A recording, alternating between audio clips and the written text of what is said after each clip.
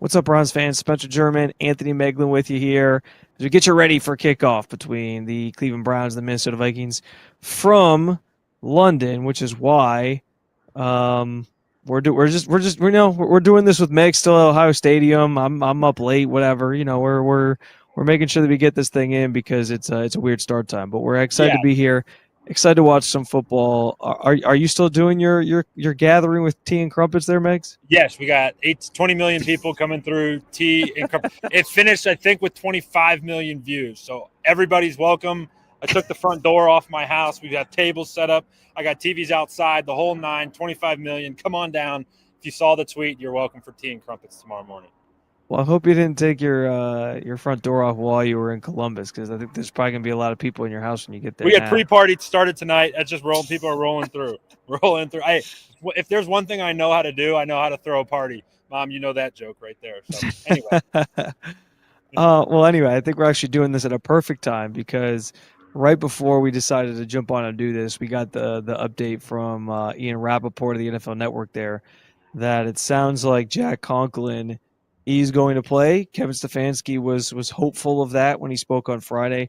I think that's he was a full participant of practice on Friday as well, which is notable, obviously, because he had been basically limited for like several weeks now, and now he finally got a chance to like be out there to full capacity, which is why they were optimistic.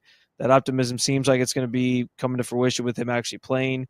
So listen, I know how people feel about Jack Conklin. He certainly can't stay healthy at this point. So I know people have been getting their jokes off for several weeks about what him and missing time and not being on the offensive line. But I think it is safe to say that he is, as a veteran lineman in this league, somebody that you trust more than what the Browns were trotting out there to this point, especially at right tackle and left tackle. So I think getting him back is a big deal because it does solidify that offensive line in front of a rookie quarterback who's making his first start against a really good Brian Flores aggressive defense.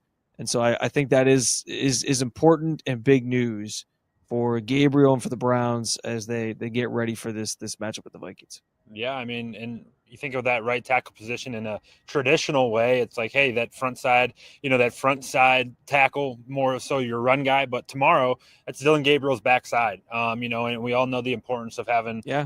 having somebody strong on protecting the blind side. And I think that's going to be big. And I saw some clips earlier in the week.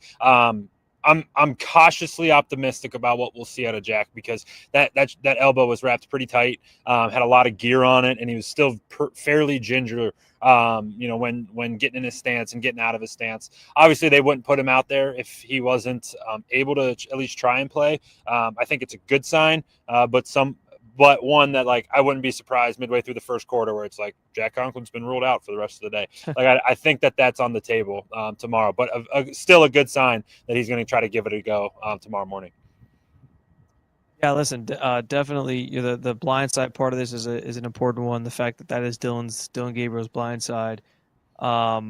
I don't think anybody would be surprised if he ends up missing time. We also still don't know what's happening at left tackle yet. Like Cam Robinson just got here this week, but are they going to put him out there so quickly? You want to pay attention to those types of things pregame from any of our colleagues who are over in London just to get a sense of like what the offensive line could look like for Dillon up front there. But it sounds like it will have Jack Conklin in it, which is good news. Before we give our predictions, Megs, I've had a hard time this week as I thought about my prediction, figuring out how to factor in the fact that the Vikings have been over in London, not in London, but over in that neck of the woods in Europe, for 2 weeks now, and they are very acclimated to the time zone, all that different stuff. And I like because I know we hear about that all the time. We know that it's a factor. It's why teams spend a lot of time and money and research figuring out when the best time to get over there is and all that. Like it's hard for me because I think it probably means something for this game. I don't know how it impacts it directly. And I also like there's still viable reasons why I think the Browns have a chance to win this football game because of how banged up the Vikings offensive line is most notably. Like I don't know that being over there for longer, like solves those problems, like makes me think that all of a sudden, well, the Vikings have some I think it's an advantage to a degree, but I don't know that it's some massive advantage that like fixes the problems that I see with this Vikings team right now. Well, what if I go curveball with you? And what if I say 2 weeks over there, they start feeling like they're now out of a routine. They've been living basically on vacation for the last 2 weeks. Obviously, they're not on vacation, but they've been living away from their normal routine for 2 weeks now. And like, what's that urge to like? I can't wait to land in Minnesota. Like, I can't wait to be back home. After this game. So I think that you could even factor that in a little bit, where the Browns are very clearly on a business trip. Leave Wednesday in the evening. You were telling me how the travel works. Big time zone guy over there. Spencer's big time zone guy. Leave at night so you get to England in the morning. So you just start your day, sleep on the plane, but very business trip, right? Browns are over there, practice, game, get the heck back to Cleveland and start prepping for the Steelers. So, I wonder if that factors into it too, from a negative standpoint for the Vikings. Been over there for a while and looking forward to getting back to America.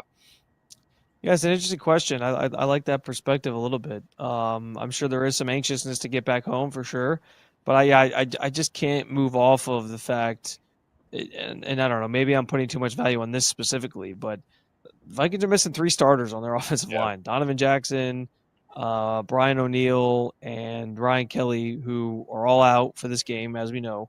And I think like I can't forget about that, and I don't know that just them being over there an extra week changes things immensely. I think it's an advantage, sure, but I don't know that. I still think the Browns have a really good chance to win this game. So with that said, go ahead. I mean, before you give your prediction, like I was listening to a Viking show on my way down to Columbus today, and I was hearing that last week against the Steelers, they were like considering putting a tight end in at tackle, and like, okay, if you're that low, obviously they're going to be at least a little replenished going into the Browns week. But like, if you're talking about putting a tight end to block Myles Garrett or even Isaiah McGuire or Alex Wright, like, I mean, Godspeed to you, my friend, because that's advantage to the opponent. And they're not going to roll out a tight end with the first string tomorrow, but it's light over there, and that is one area where games can flip. We've seen it happen to Browns fans have seen it happen to the Browns a million times, or a strip sack, or they can't even drop back to pass, or you can't run the ball at all. Defensive lines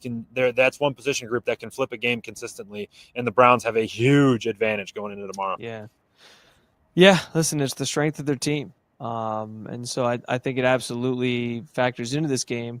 The question is how much. So Megs, I'll let you sort of have the floor first here. I know we wrote about our predictions, as we always do, over roundtable.io/sports/NFL/Browns. So if you want to read them and find out even more of our explanations why we're picking what we're picking, you can do that over there. But Megs, what is your score prediction for the game? Browns 50, Vikings 0. Just kidding. Not the truth. Not the truth there. You got too much. I think you got the Ohio State on your brain. I do. I'm still thinking that the Browns defense isn't going to give up any points, just like the Buckeyes defense doesn't do. But I do think tomorrow, I obviously I kind of approach all of these weeks pretty from an optimistic perspective, but it's hard to do that, when the Browns offense has looked as bad as it has. But I do think that you're going to get a bump with Dillon Gabriel at quarterback. I don't think it's going to be a crazy bump, but it is going to be a little jolt of excitement, a little jolt of energy. The ball is going to be flying out of his hands. He's going to be super accurate. He's going to flip through his decisions, or excuse me, his progressions, just like he did in the preseason. I think what you saw in the preseason was a good precursor to what you can expect tomorrow. Now, I'm not naive to the fact that was against preseason teams, okay? So obviously things are going to be a little bit different, but I do think that Dillon has the confidence to go out there, not be scared of anything, to go through his job, his responsibility, and I do trust that Kevin will put him in good situations to be successful. Talked about Brian Flores' defense at length. He's going to blitz him. He's going to do all this crazy stuff. But if Kevin can simplify it, hey, we're throwing off play action. We're throwing naked bootlegs. We're getting you easy completions. Just do your job and protect the football. I think the Browns are going to be in good shape. So my prediction is Browns 24, Vikings 13. I think the Vikings injuries, you talked about them on the defensive front. They got on their offensive front, they're also missing guys just kind of everywhere. And also Carson Wentz is their quarterback. So I got the Browns. I got Dillon leading 3 scoring drives. 1 Quinshon Judkins run, 1 Dillon Gabriel passing touchdown, and Andre Smith, let's give it a 40-yard field goal. That gives us 17, and then I got a Myles Garrett strip sack, and somebody on the defense scoops and scores for a touchdown for the Browns to get 24. and then the Vikings put up 13. Browns come home with a nice win.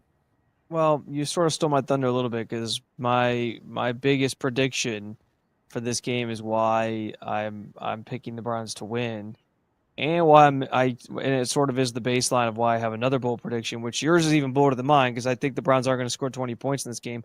But my biggest bold prediction is that Myles Garrett's going to. I'm even want to go as far as to like he strips it and scores. But listen, I think if he makes a play like that, either the defense picks it up, scores a touchdown, or they give the offense a short field where they can then punch it into the end zone. I think either way, like some sort of play like that feels like it's going to happen. That flips this game on its head, and that's how I think the Browns get to 20 points because like I'm sort of I know he's a rookie, and I know that Brian Flores is going to throw a lot at him, but I'm sort of anticipating that I agree that I think Dillon Gabriel gives the offense a spark. So if I think that, can they get to 13 points? I don't think that's a ton to ask, even for Dillon Gabriel.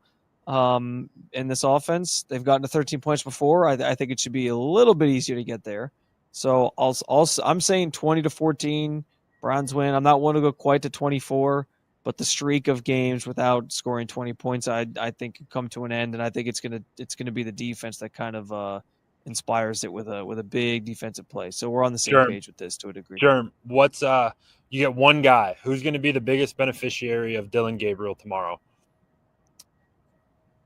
That's a good question, actually. That's a good question, actually. I've thought a couple times about this. I have two answers.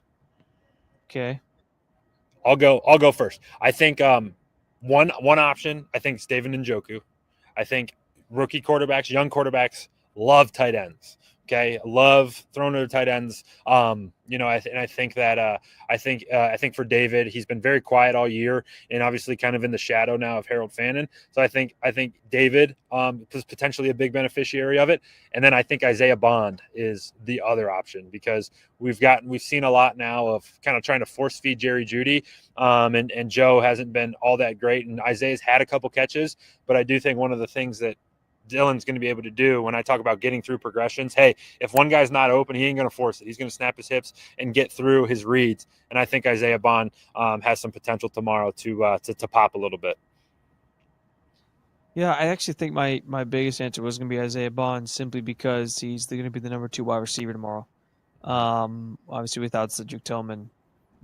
The tight end one's interesting because what's crazy, like not crazy, but what's interesting is Dillon didn't do well, I don't think, throwing to tight ends in college at Oregon last year. That was like an area that he didn't necessarily. Man, you just put me on blast, right? For all of our fans. No.